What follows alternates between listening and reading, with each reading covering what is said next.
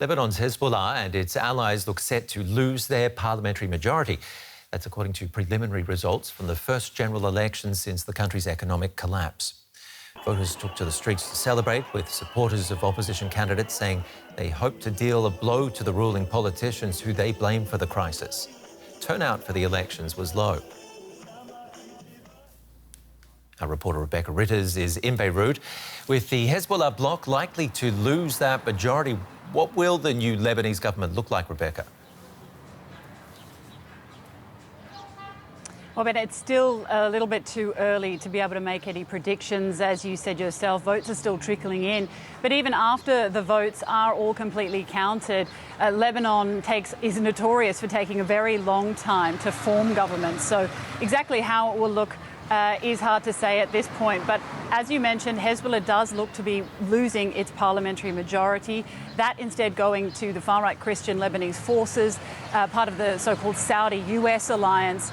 And they will be able to there make up an alliance, a coalition government. They'll have to nominate a prime minister who will then be able to form a cabinet. Now, that could take months. Lebanon has been known to be without a government for 2 years at a time as these sort of infighting and faction behind-the-scenes faction fighting goes on.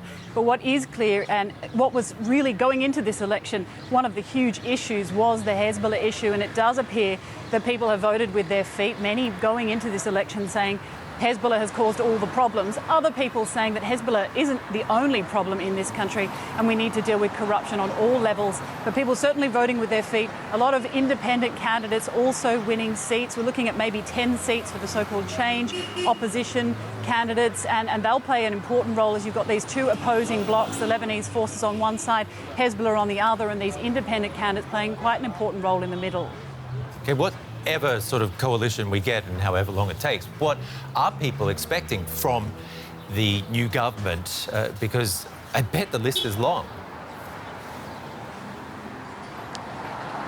Very long indeed. The one word that really could sum up going into this vote was change. People really want to see a change in this country.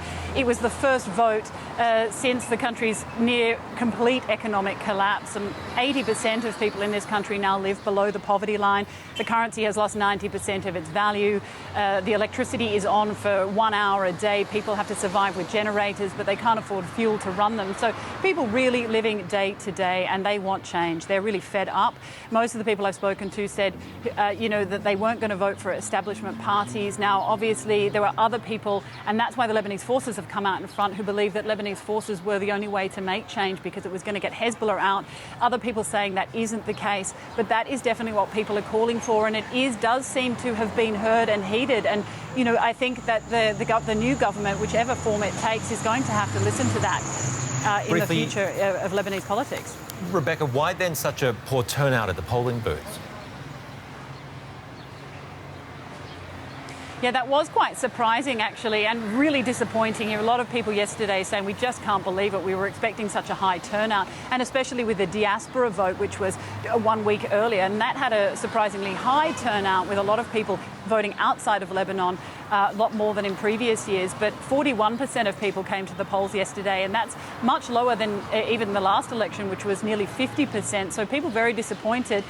There's a lot of reasons, one being that the Sunni sect really didn't have a candidate, and then they said that they were going to Saud Hariri, who stepped out of Lebanese politics a few months ago. They said that they were not going to vote. And of course, you've got voter apathy, people saying that it's too little too late, we can't really make any change. So many reasons for that low voter turnout, Ben. Rebecca Ritters for us in Beirut, thank you.